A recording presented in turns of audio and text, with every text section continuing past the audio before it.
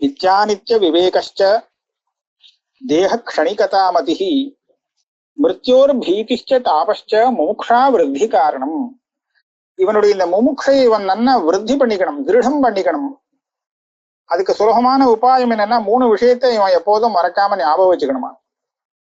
நித்திய அனித்திய விவேகம். இது அனித்தியம், நாம எதை அனுபவிச்சுட்டு இருக்கோமோ அது அனித்தியம். நித்தியம் வேற இருக்கு, அதை நம்மளால அடைய முடியும் அப்படின்னு நித்தியம் அனித்தியம்ங்கிற விவேகம் இவனுக்கு எப்போதும் இருந்துருக்கணும். தேக க்ஷணிகதா மதிஹி. இந்த தேகம் இருக்கே எப்போ அழியும் தெரியாது இல்லையா. க்ஷணிக்கம்னா நஸ்வரம். நம்ம நினைச்சுட்டு இருப்போம் இது பாட்டுக்கு ரொம்ப நாள் இருக்கும், அப்புறம் பாத்துக்கலாம் எல்லாம் பண்ணலாம் அப்படின்னு. ஆனா அதுக்கெல்லாம் இடம் கொடுக்குமான்னு சொல்ல முடியாது. அதனால நல்ல காரியத்தை செய்யறதா இருந்தா உடனே செஞ்சு விடணும். அதனால எத்தனை நாள் வரும் அப்படின்னு தெரியாதோ இல்லையோ. அதனால தேக க்ஷணிகதா மதிஹி இது இவனுக்கு கூடவே இருந்ததுன்னா இவனுக்கு முமுக்ஷ கொஞ்சம் தீவிரமாகும். மிருத்யோர் பீதிஷ்ச. மரணம் அடையும் போது எல்லாருமே அந்த மரணத்துக்கு பயப்படுறா இல்லையா. மிருத்யு யமனுக்கு பயப்படுறான். பலவிதமா பயங்கள் சொல்லியிருக்கு. இதை விட்டுட்டு போயிட போறோமே அப்படின்னு சில பேர் பயந்து, நம்மளால ஒண்ணும் பண்ண முடியாதே இழுத்துன்னு போயிடுவோனே, எல்லாத்தையும் விட்டுட்டு போக வேண்டியிருக்குமேனே சில பேர் பயப்படுவான்.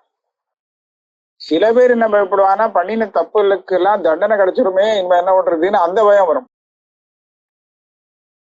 நித்யா நித்திய விவேகம் தேக க்ஷணிகதாமதி 2 சொன்னேன். மிருத்யோர் பீதி. மிருத்யு கிட்ட இவனுக்கு ஒரு பயம். இந்த பயத்தை அவன் நினைச்சுட்டே இருந்தான்னு வச்சுக்கோளேன், இவனுக்கு முமுக்ஷ நல்லா அபிவிருத்தியாகும். முமுக்ஷா விருத்தி காரணம். மிருத்யு கிட்ட பயம்ங்கிறது என்னது அப்படின்னு பார்த்தா ஒரு 2-3 நிமிஷம் அதை சொல்ல முடியும். என்ன ஆறுது, இவன் மிருத்யுவை பத்தி ஞாபகமே இருக்காது இவனுக்கு. ஆனா இவனுக்கு மிருத்யு வந்து சேர்ந்துடுறது இல்லையா. அந்த வந்து கொடுத்தனா அப்புறம் இவனால ஒண்ணும் பண்ண முடியாது. ஆனா அதை நினைச்சு பார்த்தான்னு வச்சுக்கோங்களேன், முன்னாடி உடனே பயம் வரும். அப்ப என்னென்ன பயம் வரும் அப்படின்னு கேட்டா, ரொம்ப சாதாரணமா லௌகிக்கன் இருக்கான் பார்த்தீங்களா, அந்த லௌகிக்கனுக்கு நாம இந்த சரீரத்தை விட்டுட்டோம்னா என்ன ஆகுமோ அப்படின்னு ஒரு பயம். இந்த சரீரம் தான் தன்னுடைய சர்வஸ்வம், எல்லாத்தையும் விடும்படியா ஆயிடுமே, என்ன பண்றது அப்படின்னு தனக்கு ஒரு பெரிய நஷ்டம் ஏற்படும் அப்படிங்கிற ஒரு பயம் அவனுக்கு. இன்னொரு விதமா பார்த்தோம்னா சில பேருக்கு என்ன ஆகும்னா, நாம போயிட்டோம்னு சொன்னா நமக்கு ஒன்றும் பெருசா இல்லை, ஆனா நம்மளையே எதிர்பார்த்து இருப்பாளே எத்தனையோ பேர் இருப்பாளே, குடும்பத்துல உள்ள குழந்தைகள், மனைவி, மக்கள், போக்குவரத்து, இவாளுடைய கதி என்ன அப்படின்னு பயப்படுவான். அதுக்காக மிருத்யு வராம இருக்கணும்னு பயப்படுவான். இன்னும் சில பேர் எப்படி பயப்படுவா அப்படின்னு கேட்டா, தைத்திரிய உபனிஷத்துல சொல்றது, அந்த கடைசி சமயத்துல இவனுக்கு ஒரு பశ్చాத்தாபம் வந்து விடுமாம். மிருத்யு வர சமயத்துல நல்ல காரியங்கள்லாம் செய்யாம விட்டுட்டேனே, தப்பான காரியங்கள்லாம் செஞ்சு விட்டேனே அப்படின்னு. அதாவது தப்பான காரியங்கள் எது பண்ணிருக்கானோ அந்த தப்பான காரியங்கள்லாம் அப்ப ஞாபகத்துக்கு வரும். ஞாபகத்துக்கு வருதுன்னு சொன்னா அதனுடைய பலம் இப்ப ஞாபகத்துக்கு வருது. நான் பண்ணின இதுக்கு எனக்கு பலன் கிடைச்சா எப்பேற்பட்ட ஒரு தண்டனை துக்கம் நம்ம அனுபவிக்க வேண்டி இருக்கும் அப்படிங்கிறது ஞாபகத்துக்கு வருமா. ஒரு நியமம் ஒண்ணு என்னன்னு கேட்டா, அது மற்றவாளுக்கு சொல்ல முடியாது. ஆனா உபனிஷத்து என்ன சொல்றதுன்னு சொன்னா, மரணம் அடையிறவன் இருக்கானே, அவன் இந்த சரீரத்தை விட்டு அடுத்த சரீரத்துக்கு போகிறதுக்கு முன்னாடி அடுத்த சரீரம் இன்னதுன்னு தெரிஞ்சுண்டுதான் இந்த சரீரத்தை விடுறான். பிருஹதாரண்யக உபனிஷத்துல ஒரு திருஷ்டாந்தம் சொல்லி இந்த விஷயத்தை விளக்கியிருக்கார். இந்த புல்லுக்கு மேல நடந்து போகக்கூடிய ஒரு பூச்சி, ஒரு 8 காலோ 6 காலோ இருக்கக்கூடிய பூச்சி, மேல புல்லு பாட்டு வளர்ந்துருக்கு, அது மேல அது நடந்துட்டு போயிடுமா. அது என்ன பண்ணுமாம், முன்னாடி இருக்கிற புல்லுல இருந்து அடுத்த புல்லுக்கு போறச்ச இங்கேருந்து தாவாதான், இங்கேருந்து வளைச்ச அந்த அடுத்த புல்ல பிடிச்சுக்கும் முன்னாடி இருக்கக்கூடிய 2 கால்கள்னாலே. அதுக்கப்புறம் தான் பின்னாடி உள்ள புல்ல அது விடுமா. அதே மாதிரி அதுக்கு அடுத்த புல்லுல தாண்டும் போது தன்னுடைய முன்னன்கால்களை நீட்டி அடுத்த புல்ல பிடிச்சுட்டு பின்கால் விடும், எடுத்து விடும். அடுத்ததை பிடிச்சுட்டுதான் பின்னாடி உள்ளதை விடும். இத மாதிரி இந்த மனுஷன் இருக்கானே, விடும்போது தேகத்தை விடும்போது விட்டுட்டு அடுத்த தேகத்தை பிடிக்கல, அடுத்ததை பிடிச்சுட்டுதான் இதை விடுறாங்கிறான் அப்படின்னு அந்த ஸ்ருதி சொல்றது. அடுத்ததை பிடிக்கிறதுனா என்ன? வாஸ்தவமா பார்த்தா இதுல இருந்து விட்டு போனாதானே அவன் அடுத்த ஜென்மாவே பிறக்க முடியும், மறுபடியும் பிறக்க முடியும். அப்ப அடுத்த ஜென்மாவை பிடிச்சுக்கிறதுனா என்ன அப்படின்னு பார்த்தா ஆஷகாரால அங்க சொல்லியிருக்கா, இது பாவனா தீர்கி பாவம் அப்படின்னு ஒண்ணு சொல்லியிருக்க. அப்படின்னா என்னங்கிறத சொல்றேன். மரண காலத்துல இவனுக்கு ஒரு சொப்னம் மாதிரி தெரியும். சொப்னம் நமக்கு சாதாரண சொப்னம் வந்தா நமக்கு ஒருத்தருக்கு தானே தெரியும், மற்றவாளுக்கு தெரியாதோ இல்லையோ. இவனுக்கு அதே மாதிரி சொப்னமா தெரியுமா, சொப்னம் மாதிரி. இதுக்கு சந்திய காலம்னு பேரு, சந்தியில இருக்கக்கூடிய காலம். இகலோகத்துல உள்ளதும் அவனுக்கு பாக்குறான், அடுத்த ஜென்மா என்ன வரப்போறதுங்கிறதும் இவனுக்கு தெரியுமா. இதுக்கு சந்தியம் ஸ்தானம்னு ஒரு பேரை கொடுத்து பிருகதாரண்யகம் சொல்றது. இந்த சந்தியில இருந்துன்னு ரெண்டையும் பாக்குறான், இந்த ஜென்மா அந்த ஜென்மா ரெண்டையும் பாக்குறான். அடுத்து என்ன ஜென்மா வரப்போறதுன்னு நமக்கு தெரிய போயிடுது. ஆனா தெரிஞ்சின்ற விஷயத்த அவன் மற்றவாளுக்கு சொல்ல முடியாது.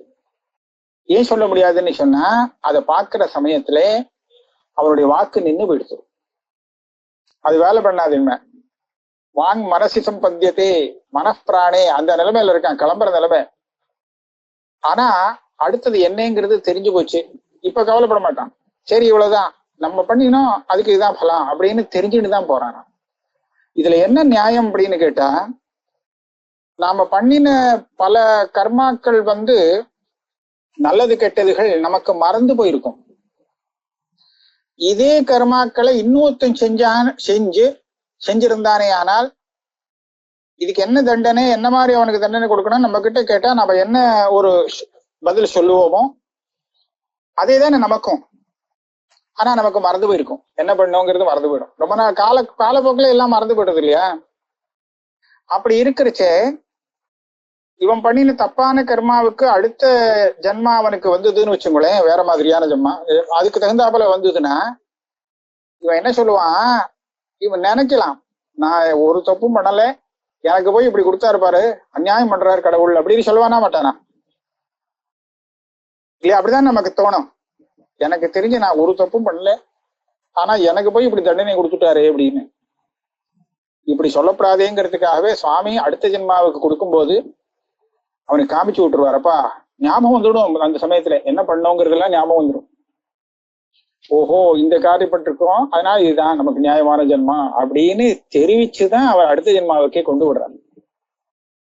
அதனால அவன் ரெண்டையும் பாக்குறானா, இகலோகத்தையும் பாக்குறான், அகலோகத்தையும் அங்கேயும் பாக்குறான். சந்தியத்துல இருந்துன்னு ரெண்டு பக்கமும் பாக்குறான். சொல்லதான் தெரியாது, சொல்ல முடியாது. அப்போ அவன் பார்த்துடுறான், பார்த்துட்டு உயிரை விடணும். அடுத்த ஜென்மாவை பிடிச்சுட்டு தான் அப்புறம். அதனாலதான் அந்த இடத்துல ஸ்ருதி பல இடத்துல சொல்றது, இந்த மாதிரி தப்பான காரியம் பண்ணிட்டே அதுக்கு வேண்டிய பலம் கொடுத்து பாரு அப்படின்னு. இதை பண்ணாம இருந்திருக்கலாம் இல்லையா, நல்ல காரியங்கள் பண்றதுக்கெல்லாம் அவகாசம் கிடைக்குது, ஆனா பண்ணாம விட்டுட்டேனே, அப்பேற்பட்ட ஒரு பశ్చాத்தாபம் வரும்னு சொல்றோம். இதுதான் மிருத்யுவுடைய பயம். ஒரு சுபாஷிதம் என்ன சொல்றது அப்படின்னு கேட்டா, நாம ஒரு வித்யை அல்லது பணம் இதை கொஞ்சம் கொஞ்சமா தானே நம்ம சம்பாதிச்சு சேர்க்கிறோம். அப்படி சேர்க்கும் போது நம்மள என்ன நினைச்சுக்கணும்னு சொன்னா, நாளைக்கு செத்து விட்டோம்னா என்ன பண்றதுன்னு நினைச்சுக்க கூடாது. அஜராம் அரவத் பிராஜ்யா, எனக்கு ஜரா கிடையாது, மரணம் கிடையாது, அதுக்கெல்லாம் ரொம்ப நாள் இருக்கு அப்படின்னு வச்சுட்டு அந்த நினைப்போட இவன் வித்யை சம்பாதிக்கணும்.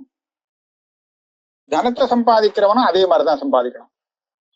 ஆனால் எப்போ தர்மம் பண்ணணுங்கிற ஒரு இது வருமோ அப்ப என்ன சொன்னா, கிரகீத இவ கேசேஷு, இப்ப நான் பண்ணலேன்னு சொன்னா அப்புறம் பண்ண டைம் கிடையாது, எனக்கு மிருத்யு துரத்தின்னு வந்தாச்சு. தலைய பிடிச்சு இழுக்கிறது, கிரகீத இவ கேசேஷு, தலைய பிடிச்சு இழுக்கிறது.